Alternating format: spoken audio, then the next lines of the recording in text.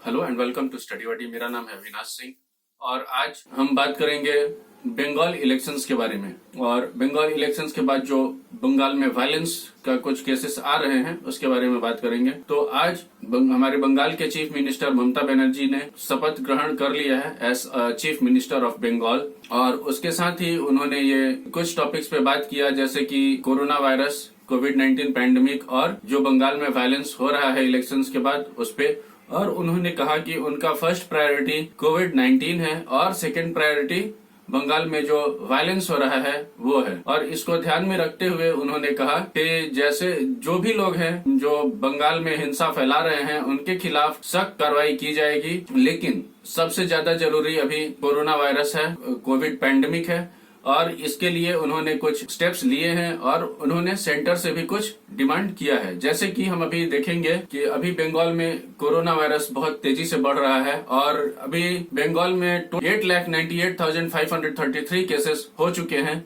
जो कि अभी टोटल केस है। और डेथ रेट भी काफी ज्यादा है। कोरोना वायरस के कारण बंगाल में 11,700 लोगों की मृत्यु हो चुकी है, जो कि ये ऑफिशियल आंकड़ा है। तो इसी को ध्यान में रखते हुए चीफ मिनिस्टर ममता बनर्जी ने कहा है कि बंगाल में लॉकडाउन की स्थिति फिर से होगी। बंगाल में पार्शियल लॉकडाउन लगाए जाएंगे और 7 मई से जो भी लोग बंगाल से बाहर के आने वाले हैं, जो आना चाह रहे हैं, उनको RT-PCR टेस्ट करवा के नेगेटिव रिपोर्ट लेकर बंगाल आना पड़ेगा। उसके बाद ही बंगाल में उन्हें एंट्री मिलेगी। और अगर उनका टेस्ट पॉजिटिव आता है तो उनको 14 दिन के लिए क्वारंटाइन सेंटर में डाल दिया जाएगा। इसके साथ ही उन्होंने कहा है कि जो स्टेट के बसेस हैं उन्हें कम कर दिया जाएगा, उनकी संख्या घटा के 50% कर दी जाएंगी स्टेट के द्वारा जो बसेस चलती हैं। और जो बैंक है, बैंक का भी जो वर्किंग टाइम है उसको कम कर दिया जाएगा। वो भी 50% वर्क फोर्स पे काम करेगा और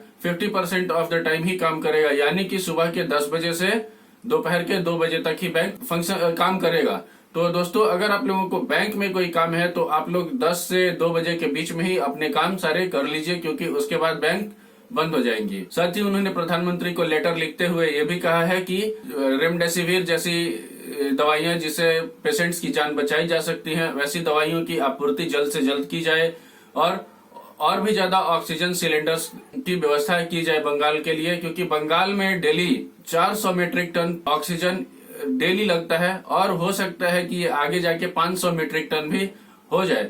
साथ ही रेमडेसिविर की बात की जाए तो बंगाल में 10,000 टैबलेट्स रेमडेसिविर के 10,000 डोसेस की रोजाना की खपत है। और एक इंजेक्शन है टोसिलीजुमाब, जो कि कोविड के ट्रीटमेंट में काम आता है, उसका भी डेली का 1,000 फाइल्स का जरूरत होता है। तो ऐसे सिचुएशन में उन्होंने डिमांड किया है कि ये सारी जरूरतों की पूर्ति की जाए ताकि बंगाल के लोगों को कोरोना महामारी से बचाया जा सके। और ये सही भी है दोस्तों, क्योंकि अगर हम लोग सरकार के दिशा निर्देशों का पालन नहीं करते हैं और खुद का ख्याल नहीं रखते हैं तो हमें बचाने कोई नहीं आएगा। ये बात जान जाइए कि हॉस्पिटल की कैपेसिटी अगर फुल हो जाएगी तो हमें घर में ही होम आइसोलेशन में रहना पड़ेगा और जो जरूरी एहतियात है उन्हें बरतने पड़ेंगे। तो इसको ध्यान में रखते हुए आप घर से जब भी बाहर निकले तो मास्क लगाएं, घर जाने के बाद हैंड वॉश करें और जो बाकी एहतियात है पूरी तरह से बरतें।